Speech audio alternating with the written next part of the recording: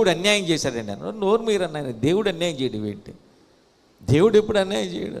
ఏం మాటలయ్యే? కాసేపు మనం అనుకున్నది జరగలేదనుకో, దేవుడి గురించి ఎన్ని అనుమానాలు, ఎన్ని అపోహలు. మర్చిపోయి ఉన్నాడు, దూరం అయిపోయి ఉన్నాడు. దేవుడికి నేనంటే ఇష్టం లేదు. వద్దు, నువ్వు అలా అనుకోవద్దు.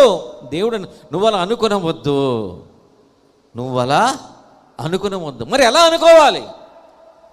ఆ విధంగా నువ్వు అనుకోవద్దు. మరి ఎలా అనుకోవాలి? ఎలా అనుకోవాలయ్యా?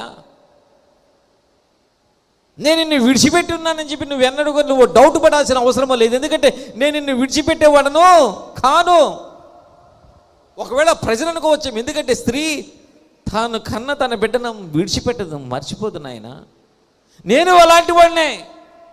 మీరు నాకు బిడ్డలు లాంటి వాళ్ళు, మిమ్మల్ని విడిచిపెట్టడం కానీ మరచిపోవడం కానీ అసాధ్యము. అలాంటి అనుమానం మీకు వద్దు.